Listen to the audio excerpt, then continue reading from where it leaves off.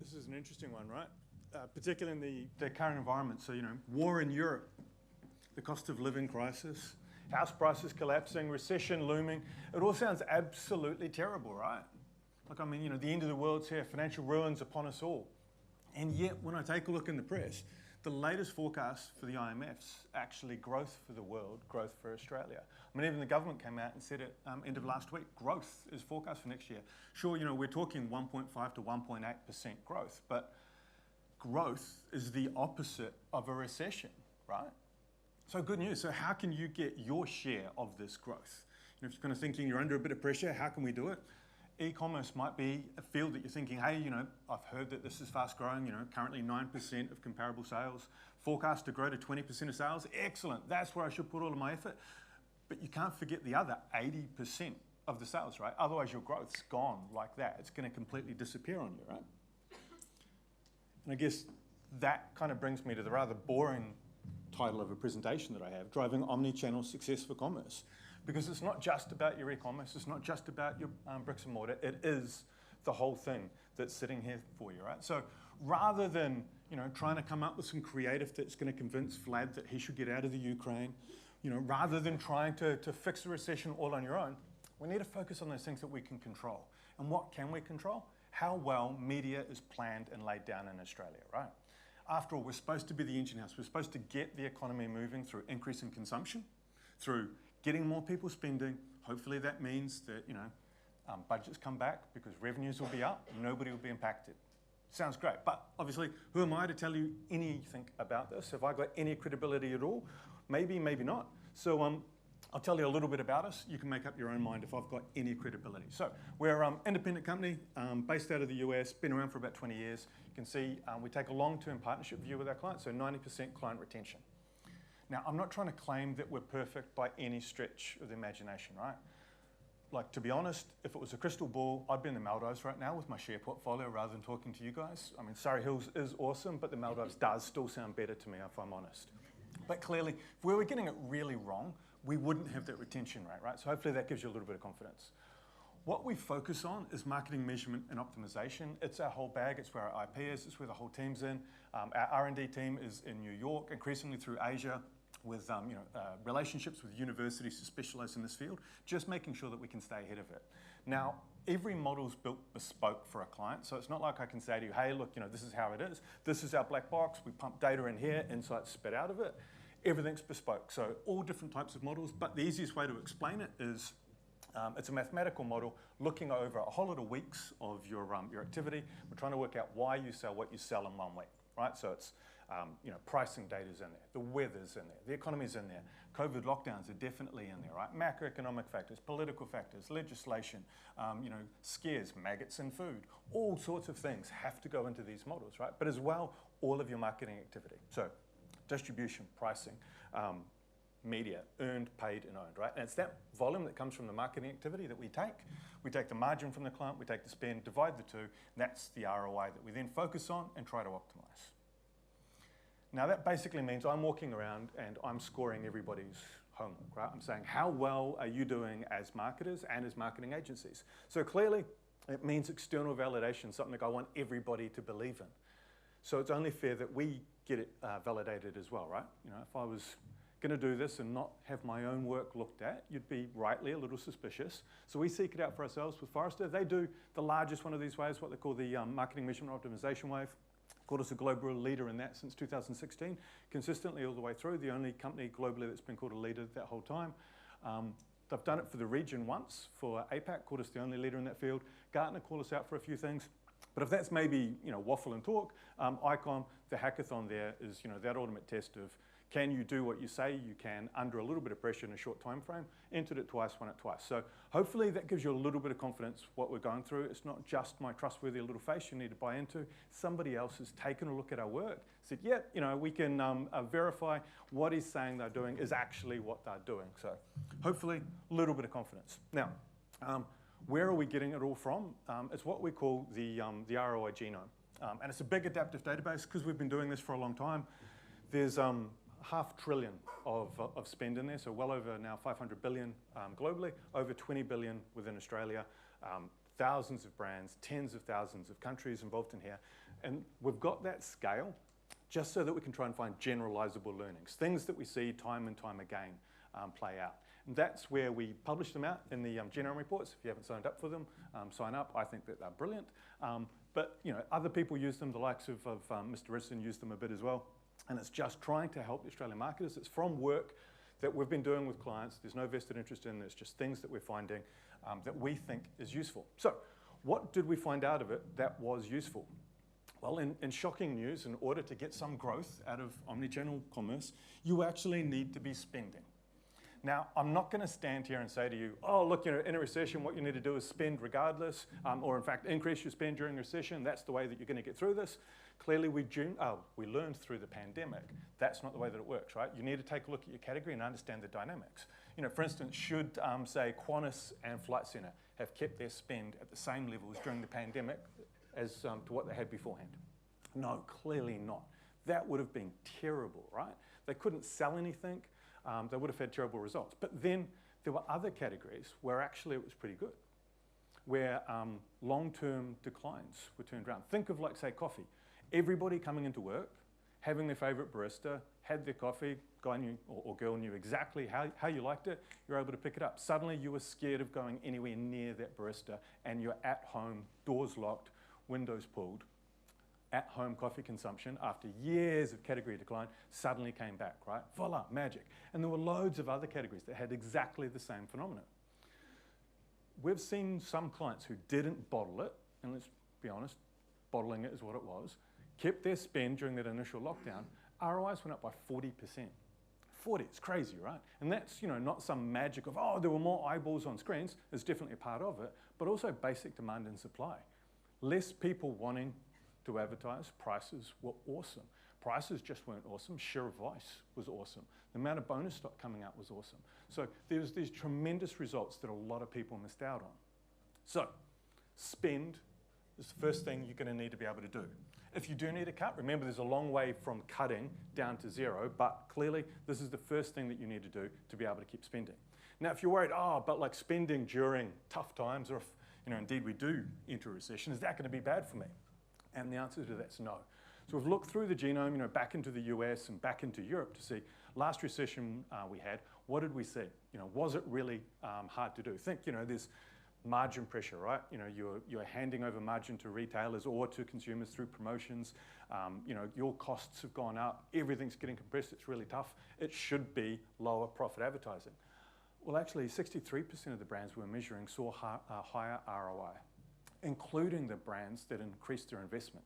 So they're driving more total volume, being more efficient, but also being more profitable with it at the same time. So it's definitely possible. And it wasn't just a flash in the pan. 60% of those brands actually grew year on year. It was consistent growth. So 2/3 of the volume drops that we saw for those that did have drops were driven by cuts in spending. So people just not doing it. It wasn't inefficient marketing. It wasn't margin pressure or anything like that. It was just that people didn't spend. So 100% it's possible to perform well through these tough times. It's possible to do it better. And indeed, it's the first thing that you need to do to be able to drive your success in an omnichannel world. Now, what else do you need to do? Take a look at your distribution. We help clients a lot with this in the pandemic, right? Physical distribution, increase your digital distribution as well. Now, the distribution itself, that's going to drive quite a bit of volume for you, right? Distribution, just people being able to buy your product more and easier, that's going to give more volume for you. There's also another hidden win in there, is that we see your ROIs go up. So just because you've got more distribution, your media performance improves. That can improve by about 32% for you. So that's fantastic, right? And then you've got more digital distribution, so you're thinking, hey, I've got these e-commerce sales. That's great. I've heard, e-commerce is a really fast-growing part of it. So I want to be pushing that as well. What can I do to influence those e-commerce sales? And there's some good news in there. Media is 3 times more important for driving e-commerce revenue than it is for driving bricks and mortar. Now, this one's sometimes a little bit awkward for the traditional retailers, but if we think of all of the things that impact the sales and drive the sales for traditional bricks and mortar, think, like price, distribution, how, during the pandemic, think, is your store open? Do you have any staff? Can you get any stock into your store? 10% of your volume is being driven by media. A little awkward, right? Because it means 90%'s got nothing to do with your media. But then when we take a look at e-commerce, 30% of it is being driven by media. So it's 3 times more impactful. It's great. It's a growing area, and it means that your media is having more impact. Now, with some of the people in the room, I know that you might be thinking, that's great. I know exactly what you're telling me here, Paul. You're telling me digital media is better, and you need to put all of your money online to get those sweet, sweet e-commerce sales. Sadly, that's not what I'm telling you, though, right? Because it says media. It's all media. And that's because we know that all media has an omni impact. So when we've taken a look at this across multiple countries, across multiple categories, absolutely everywhere, we see pretty more or less the same pattern. This is Australian norms, but we see it across everywhere. You can see, say, out of home, that most physical of media, right? You can actually go out, you can touch it, you can play with it. Now, it's driving a lot of traditional sales. You can see a lot of red there, as you'd expect, but it's also driving online sales for you. So it's doing both. Take a look at paid search. If you believe your attribution model, your last click, it's the thing that's driving all of the consumers to your site, right? But it's driving a heck of a lot of sales offline as well. And it's doing both. And this is the truth. This media, it all works together. It's not working against each other, it's working together to drive success for you. But for such a long time, we've had silos in marketing. And it might be really easy for management to think that, right? But clearly consumers don't. If the pandemic's taught us anything, it's that they expect to be able to transact across platforms, right? How much whinging did we see or hear online about people going, hey, have you been able to get a delivery slot from Coles or from Woolworths during lockdown, right? Because people expected that same seamless convenience that they had offline. That's where the expectation is. So you need to be thinking omni. If your media is working omni, you definitely need to be thinking holistically. You need to be planning and executing holistically. You definitely need to be measuring holistically. I think that we can agree that we've had some pretty big silos in online and offline measurement in Australia, right? And I think that's impacted how people think about brand and how they think it works, and also the creative that we've shown people. So if we're looking just at performance metrics, for instance, you can be missing quite a bit. So what does the genome tell us about the way that media works? We know that 2/3 of the impact of it is the week after it's aired. So if you're sitting there tracking e-commerce sales, you're looking at an attribution model and you're going, I'm on the time, I do it hourly. Nope, I do it daily. Even if you do it weekly, you're only picking up 1/3 of the impact of what your media is doing. So you're missing a huge chunk of it, and maybe then making the wrong decisions. If you're looking quickly at the product that you're pushing, you're saying, cool, this is the brand that we're pushing, this is what we're trying to do, you're missing 50% of the halo across the entire portfolio. Half the impact of it. You can see on a tactical campaign, that's a pretty big chunk that you might be missing, and then making entirely the wrong decision. But on a brand, it's massive. You're missing a huge chunk of what a brand campaign does for you. And I think that that's becoming more important because it's hiding this picture. And that's that a brand campaign outperforms a performance message 80% of the time. Now, that's not to say that we don't see performance messages beat brand campaigns, right? We definitely do. We've seen it. But it depends upon a whole lot of things. It depends upon, how well that discount or that promotion is perceived and the value of it, how well the brand and the product are put together or the branding on it overall. But it still comes down to the simple truth is that a brand campaign is just a safer bet to get a good result. Now, there's a couple of reasons for it, right? One, yield curves. So what do we do loads of in Australia? Performance messaging. What do we do not a lot of, particularly in retail, is brand campaigns, right? So think, you're closer to a point of diminishing returns or you're on the steep part of that yield curve. That explains part of it.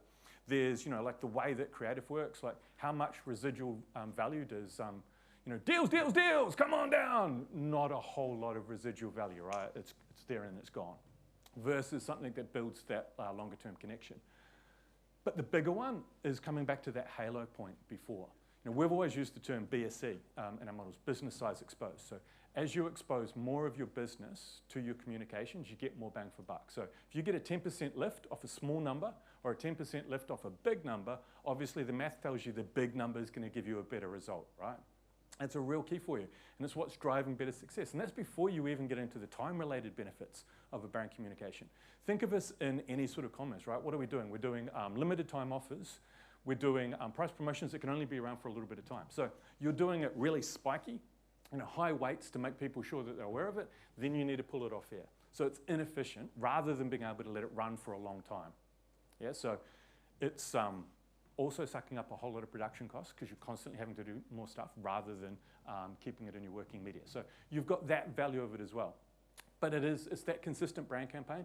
So it's not about, oh, cool, a brand lens or an emotive lens on everything.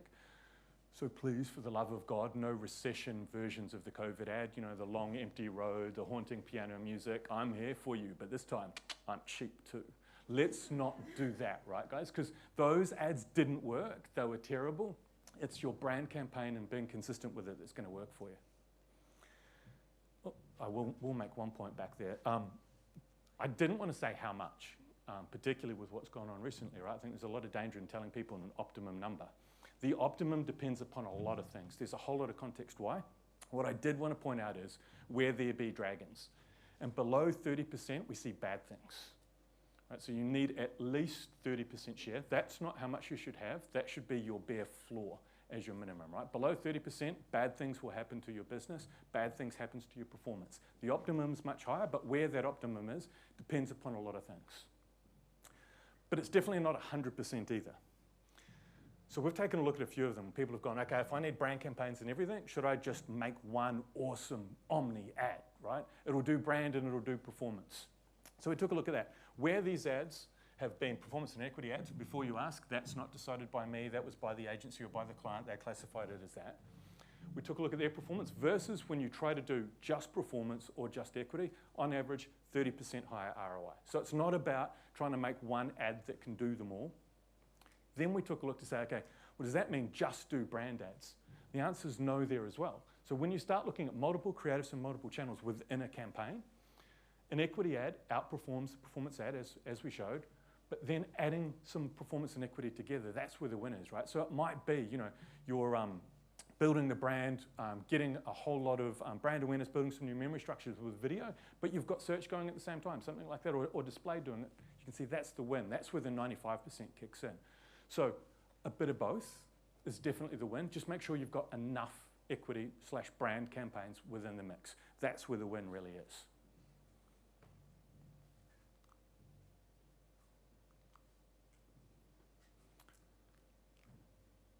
This chat of creative has always been pretty important, and this is a slide that I've shown before, and I know it makes me pretty boring, banging on the same thing, but it is important. Everything that I spend my life doing, all of these models that I build, all of these curves, all of the debates that I have about with people about why you should do something, how you should do it, around flighting, durations, the objectives, all of these things drive a third of the value of video. 2/3 of it is driven by the thing that I don't understand at all, creative, right? But then the depressing thing is 2/3 of the value is driven by the thing where somebody goes, yeah, can't we just use the TV ad? Slip that online. How bad can it be, right? We still are not getting enough value there. And the reason why I'm banging on about it is we can see we still haven't nailed it. We're still dealing with this, right? The range of a TV ad is actually pretty close. And when I'm presenting one of these to a client and I'm saying, okay, and so the results of your TV ad, there's either people going, hey, this one's going to be great, we nailed this one, or looking down, avoiding eye contact because they know it's a stinker, right? We understand the rules. We know what makes a good one and a bad one. So it's actually a pretty tight range. And see, for online video, it's still not. It's still a surprise to us. There's still a lot of discussion about, well, why did that one suck? Why did that one go really well? I don't understand. And that's where a lot of questions are coming from. Now, sure, we're starting to understand the rules, right? Like, if I talk to people about a heartbeat story arc instead of a Hollywood story arc, yeah, no, we know that. Everybody knows that. That works better. If I say you need your branding in the first third, I mean, even the EBI have put out a work around that, saying, yep, we need to do it. Yep, everybody knows that, right? Yeah, I know, old news, tell me something new, Paul. We all know that, come on. And yet every single person out there has got their ad that builds to the great reveal at the end where the branding is. Nope, just nope. We need to get better at it, guys. We need to understand that you can't have a TV ad, that digital creative needs to be different. We need to work on it. It needs more experimenting, it needs more testing to work out exactly what is it that works for your brand, because at the moment, we don't know. We're not nailing this, guys, and it's 2/3 of the value. So it's really, really important to take a look at. But at the same time, pick your battles. Don't then go, sweet, every time we do a campaign, we'll do something entirely different. And we'll change our creative all the time. Because there's this massive value from consistency. If I was to tell you the next, well, I think even the #1 secret to our success, it's consistency. So we talk loads about wear out. Well, at least our clients definitely talk to us loads about wear out. Oh, I think my campaign's worn out, i.e. I'm a new brand manager, and we need a new bit of creative, right? And we never talk about the impact of wear out. So, we took a look at it and we said, okay, how often do we actually see wear out? We wanted to look at it not from just, in a brand tracker, we're starting to see scores slip down, but the financial wear out. So by switching a new campaign, did we see an improved performance that covered the cost of making that new campaign? So we had, 51,000 something bits of campaigns that I looked at. I went, okay, was there such a gap in performance? 14 times there was. We could definitely find it, 14 times. The other 51,000, nope. So 14 times is the amount of times it actually wears out. We spend so much time talking about, and we never talk about wear-in. So I still see loads of TV campaigns with 300 to 400 nationalized tarps. Gone, never seen again. Video campaigns run 4 to 6 weeks, never seen again. And the value of wear-in is very, very real. So you can see here, 1 to 10 weeks, if you run it for 11 to 20, 34% higher. Same creative, just letting it work for you.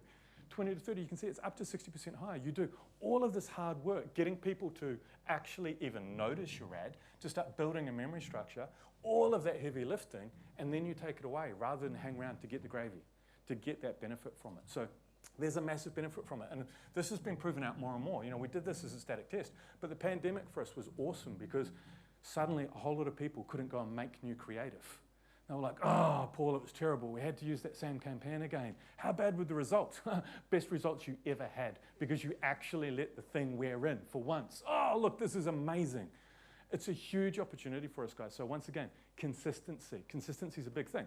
Now, when you're talking about this in a retail environment, this is once again where brand campaigns become a big win because it doesn't matter if it's not about a price point that you can't hold on and you've got to get rid of. It doesn't matter if it's limited time product. That brand campaign can hang around for a long time. So you can get the benefit of this, then you're not making new creative as well. So there's more money in working media. And what do we know that does? Higher ROI, once again, from your total spend. So consistency, a really big win for you.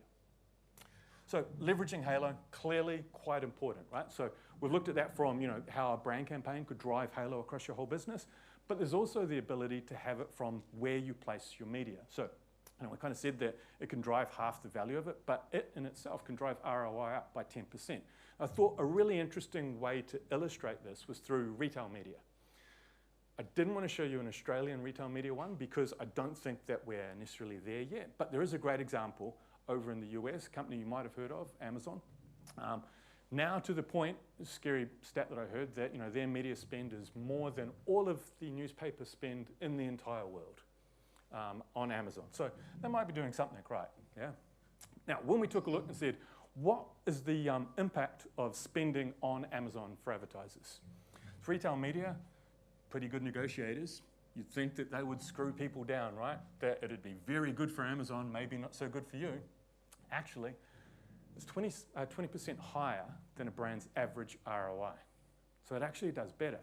Then we're digging into it to go, well, why is that? Is this some sort of like e-commerce thing, right? From the pandemic, people's behaviors have changed? Nope. It was consistent before. It was consistent in states that locked down. It was consistent in Texas and Florida, where they think coronavirus is fake. The whole thing was consistent across geography and across time, right? So it's got nothing to do with people being at home and buying product. It's because of the way that people use it. It's being used far more as a comparison site. So not just from prices, being able to go, hey, I can see a cheap price here, but also from being able to look at product reviews. Right? You can understand, not just is it a cheap product, but is it a product that's good for you, that's going to be useful? And that then flows off into other places. it flows off into traditional bricks and mortar purchases as well. So, think like a toothpaste. You might buy it on Amazon, you might buy it in other stores as well, and that flows through.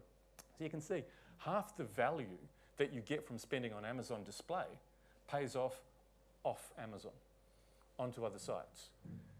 Take a look, even their Amazon search, 30% of the value is paying off into traditional bricks and mortar. So it's a tremendous ability to halo across. The danger for all of us is if you're measuring the impact of your retail media by looking at the sales on the retail side, that's how much you're missing. And if you're optimizing to sales on the site, that's how much you're missing. So you need to have a holistic view when you're looking at it. Be thinking of the halo across all of these things to make sure that you understand the benefit and that you're optimizing to the right benefit and target. And that search one was one that interested me because we'd been helping clients a lot through the pandemic, right, to be able to optimize and be able to see some of the benefit of it. So, the impact of mobile optimization, of getting load times coming faster, all of these sorts of value that came through. And yet, still, so many people think optimizing your search is about, say, like your SEO. It's about, getting your spend in. Once people can find you and they come to your site, job done. We're fantastic. It's sorted. But if you're just bringing them to your corporate website where they can, read about your leadership team, they can, find out the ingredients you've got in your product, you're missing the big opportunity, right? And that opportunity is being able to transact with them directly. So either you can cut out the middleman if you're selling through a retailer, or do without the costs of your distribution channel. It's supposed to be high profit. When you do that, there's a massive benefit. So you can see, the impact on search ROI as you bring in an e-commerce facility, 200% higher ROI. It almost sounds Nigerian prince scam levels, doesn't it? But this is the sort of quantum that we're talking about once you start taking the omni view rather than just multiple channel view. Now, having that holistic view is really, really important, right? Because measuring in silos can mean you can misattribute. So if you're looking, say, just in a digital world and in a digital vacuum, you can misattribute things. Say, for instance, search. And we know that search can definitely be misattributed in a last click model, right? Up to 30%. So it might be that you look at it and you go, TV's doing nothing, you take money away from TV, put it in a search, and actually your ROIs will go down. Because we know if you do a big TV campaign, your search volumes will go up, right? I think there's a growing acceptance and knowledge of that. Everybody goes, yep, I know that. But there's an opportunity that comes with that. The reason why that is because there's a synergy between media and search. And I have particularly pulled the two of them apart, right? Because that's telling us the way that it works.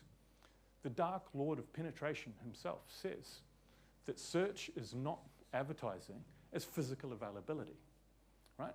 It's something that you need on the whole time at the bottom to make sure you're picking up enough of the business that you can. If we go with a real extreme example, and you're going to go something where there should be no interaction. Google display ads and Google search, you do the two of them together, 12% higher result. That's where the synergy comes in.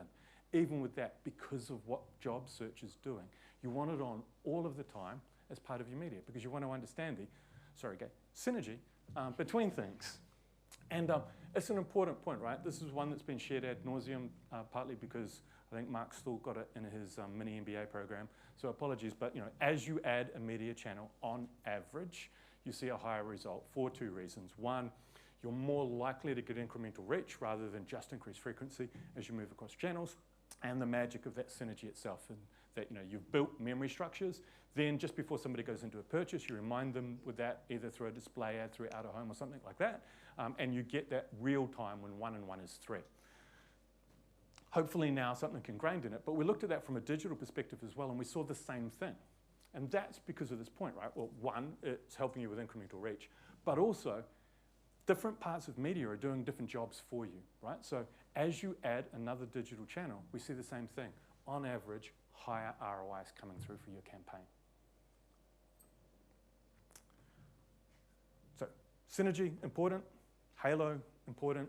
Brand, important. But the other dimension you need to be making sure you're measuring, understanding, is the time element of it as well, right? If you look at just the initial impact, so say 2 to 6 weeks, you're looking at your low funnel tactics and you're going, hey, these ones are way better. They give me a 25% higher result. That's exactly where I should be putting my investment. But then once we start taking a look at the longer term, you can see those upper funnel tactics are actually driving 60% higher result for you. So you need to think in the time frame so that you're not missing an opportunity. And if we take a look at, we shared this before, there hasn't been a lot of change. When you really extend out that time frame, so short term, we're talking about within the year, and long term goes over 5 years, you see it's moving pictures that has that impact for you, right? Regardless of screen, regardless of offline or offline, moving pictures is the thing that's driving value for you. TV, online video, cinema, that's where the impact comes. So you need to be thinking of that dimension and optimizing to that dimension as well so that you don't miss out. So last thing I wanted to leave you with, don't react, don't bottle it, don't be one of those people who suddenly goes, oh, pandemic's coming on, we need to pull our spend because a lot of other people got to win. Adapt, look at what's happening to your sector, look at what's happening to your competitors, because we know, an average brand will lose 15% of its business if a similar sized competitor doubles their investments. But that's relative as well, so if you halve yours, that's what's going to be happening, right? So don't panic, learn the lessons that came through to us from the pandemic. Before then, everything was Harvard business cases of recessions or recessions from overseas. Those lessons should be very fresh. Hopefully it's even the same CFO that's looking at the budget again. Learn these lessons and apply them. So what are the key takeouts? There's growth available, but you've got to spend to actually do it. E-commerce sales are more dependent on media activity. That's great news. The growing area will respond more to your media, but every bit of media's got an omni-channel impact, right? It's not just online media that you need to focus on. Holistic measurement's going to show you that it's not actually just performance. Having a big chunk of brand is really important for you. Make sure you optimize to that so that you don't miss out on the opportunity. Understand the halo and the synergy, and then those highest performing media channels are still the same ones. It's moving pictures through TV, through online video and social, and then making sure that we've got that synergy of the likes of search playing across at the same time. That's me. Thank you.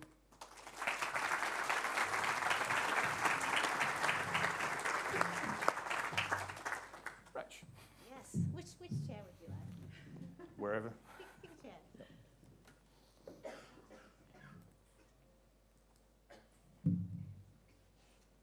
Hi, everyone.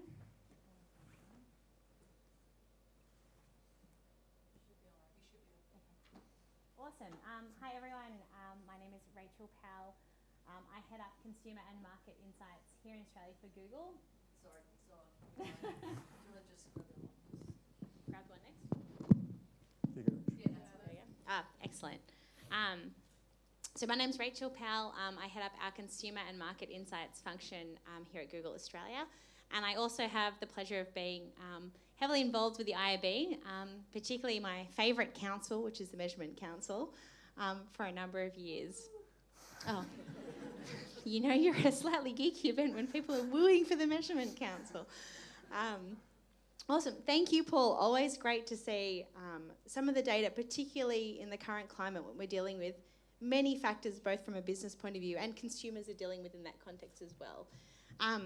First question, you meet with a lot of people in the industry, advertisers, agencies, industry bodies. What is keeping people up at night? What are some of those big questions that they're grappling with at the moment? Clearly, how do I defend my budget? How do I get the sea off my back is the consistent one. First party data, what, how.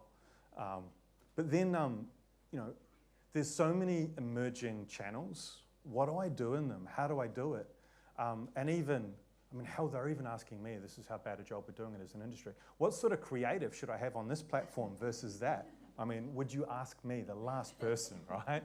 But there's these sorts of questions where they're struggling to still understand it. And that's where I think we need to roll things back a little bit, make it simpler, make it a little bit more accessible for people. And then, like a really big one, particularly in commerce at the moment, is what are we going to do about our price increase we're having to put through? And I think this is an interesting one, depending upon how marketing versus how advertising the marketing team is at the client. Because some of them are like, they are putting a price increase. What's that going to do to my media performance? Obviously the worst situation to be in, rather than we're thinking of doing a price increase. Where do we want to put it through? And I think that's still a critical part for me of like marketing teams really leaning into actual marketing to be able to do it. And the literature's there supporting it, and we've seen it definitely in Australia so far of as you're doing more advertising, we see your price elasticities reduce down and you're able to take that price increase with less impact. And surprisingly enough, it links back to more brand communications, less performance communications, so that you're not talking about a price point or a value point at the same time that you jack it up. Obviously, then you want to talk about value with people rather than about price and how you're still offering that as a business. But that's a real consistent one at the moment. Yeah, interesting. If we take a couple of those points that you've raised, I think the first one you mentioned was a bit more of a shift towards profitability, from reach to revenue, conversations around protecting budgets with CFOs. How are you advising people on how to handle some of those conversations?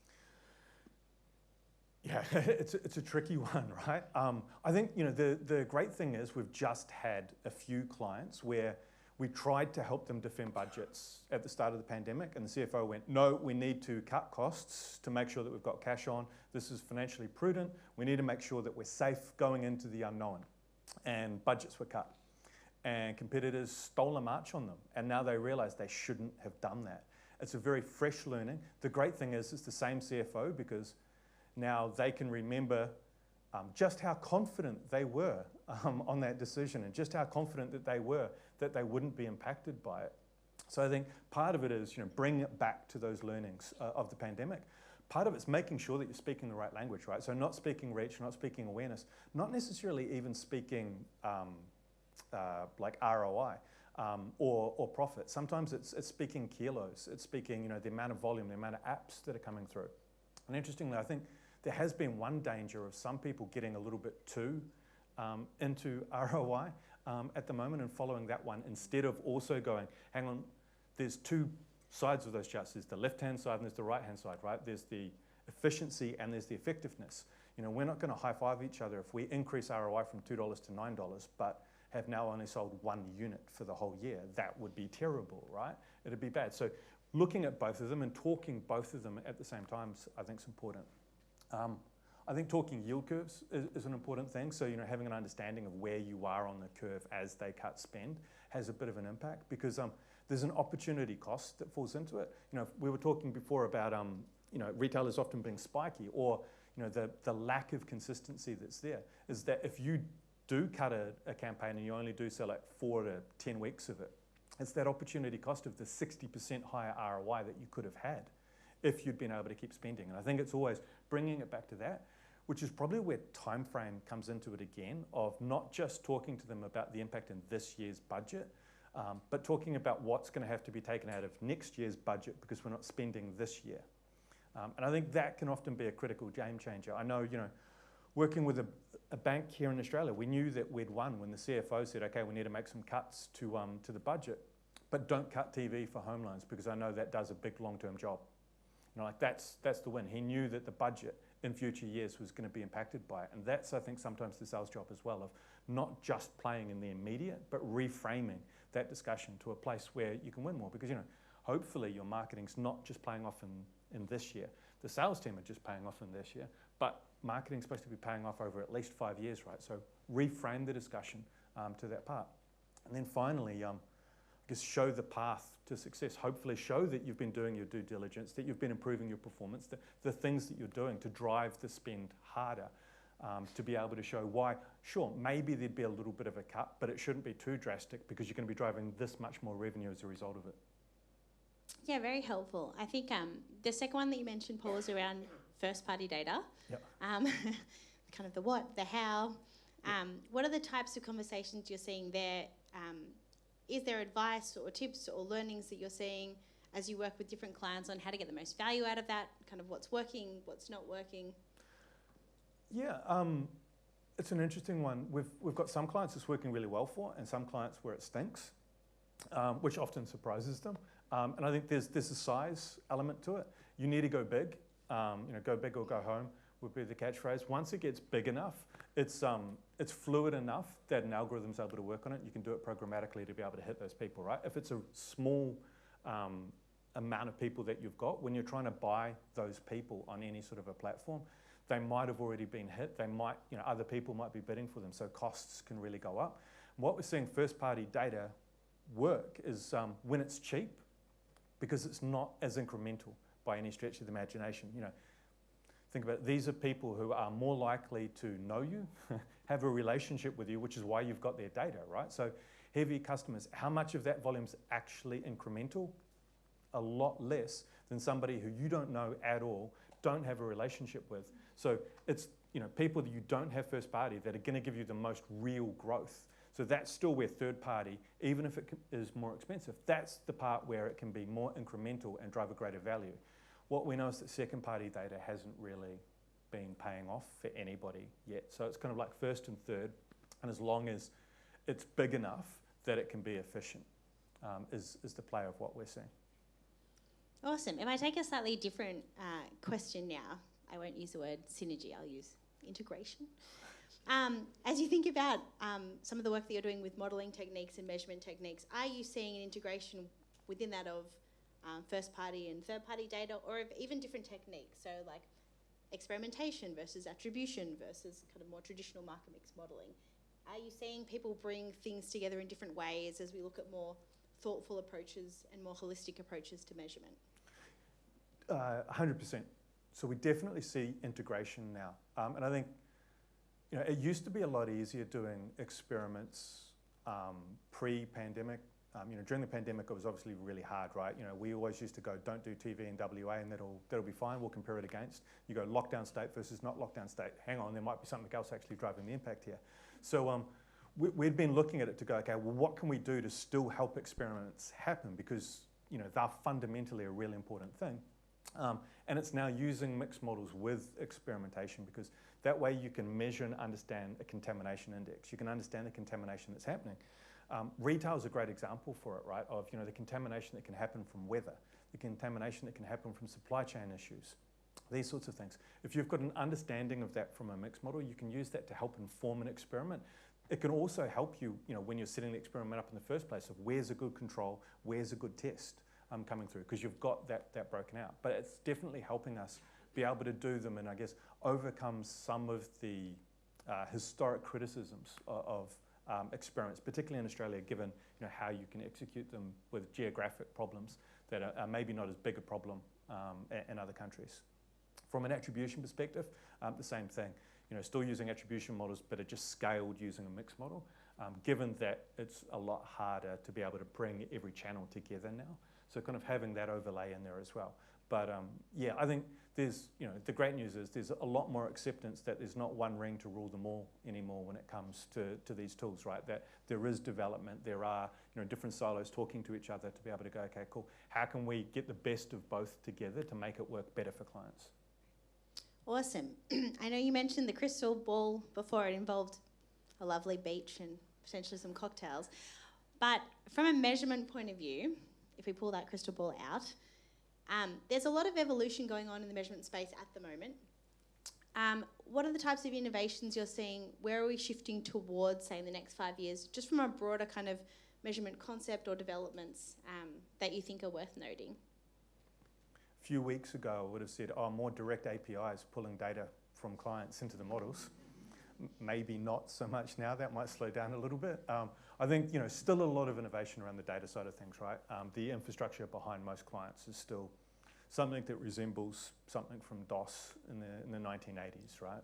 So getting that creaky infrastructure fixed is going to be part of it from measurement. But I think it's also kind of evolving past it, right? So one, speed is clearly like part of it. But I think it's about education and about enabling users more. So some of that is more multi-dimensional models so that you can get granularity down to like an important point where you can start doing those optimizations of a 6-second versus a 15 within all of the simulated tools at that low level. But that then requires education of users to be able to do the simulation. So I think far more education within platforms being delivered on platform and by being run by people, but then also crowdsourcing more of that insight and that knowledge and sharing. So we've got something that we call the Brains Trust, where we kind of freak out and just send to an email address of, hey, has anybody seen this? Help. And we've kind of realized that could be useful for clients as well. So as crowdsourcing that sort of a knowledge of being able to hit people and share those insights, there's clearly rules around making sure that confidentiality is kept in this situation. So, still at the moment, it not being a real-time thing, but yeah, at least being able to take what are, say, like our ROE genome reports further on and letting more people go into it for that education. Because I think, more people get enabled with the data that's behind it and the insight behind it is only better for us as an industry. It'll get rid of waste. Awesome. We do have some time for audience questions. JJ, if I can see Hello. you. Do you have anything from the Slido that you would like to Well, there is a question call actually, out? I'm trying to interpret it slightly, but I think it's in relation to a meaningful minimum of first-party audience size. What would be your recommendation there? That's a Well, hard the actual one. question is, what's big and small in respect to? But I think I've amended it slightly. It's always in the eye of the beholder. I think, without going down some sort of a dodgy angle, I think that you know what's big and you know what's small in relation to the data sets that you're normally playing with clients. So I think it's incredibly dangerous of me to say it needs to be at least this, because then people take that number and they run with it. And we've seen the dangers of that over the last 5 years, right? So it's about relative rather than an absolute number. You need it to be, significantly large, and then it's more a play as well, because that price component will depend upon what sort of a consumer that you've got. So if you've got a lot of people who are very niche, it's still going to be expensive. So it's still where I'd come back to, once again, the need to incorporate experimentation into mixed models, is experimenting with it to see what sort of rates that you're actually going to get from it, and to see what times of year you can do it to be able to get those rates. But it's far more like price driven rather than necessarily an absolute number. I think you'll know the relativity. It would probably take most people at least 9 to 12 months to collect the data.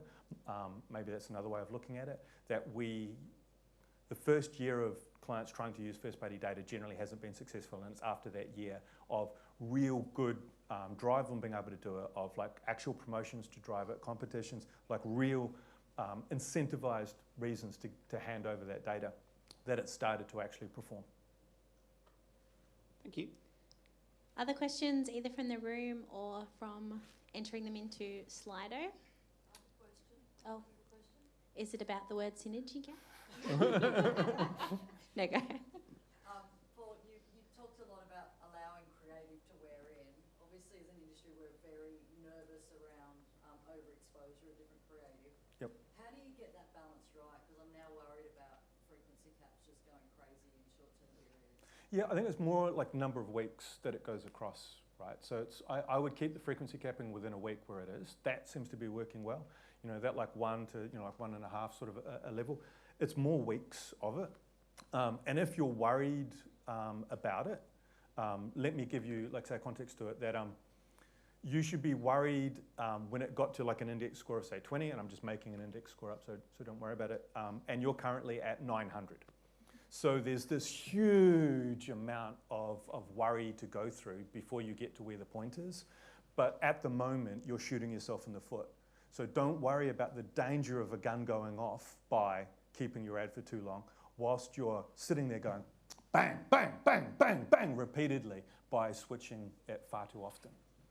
So yeah, I think like that's a risk I would love to help people overcome, because we've only seen 14 of the things actually wear out. We do have one more, which is how would you advise, so advertisers utilising media mix modelling sitting alongside real-time digital attribution, any insights there? Scaling it using your mix. I think that you still need something that's fast. At the moment, I think all providers are still trying to get it as fast. I think that if you understand the dangers of fast, if you understand that you're missing at least 2/3 of the volume that it's going to be generating while you do it, scale it, understand those risks, and then use it in a relative sense, not in an absolute sense, never in an absolute. But you just need to make sure you get that scaling by site and by channel, because they have different levels of genuine incrementality versus what it's driving itself. Thank you very much. those who don't follow battling marketing professors and scientists on social media, the Dark Lord of Penetration reference may have been taken the wrong way from the messages I'm getting on Slack. Sorry, Byron Sharp. Thank you. Could everyone thank Rachel for...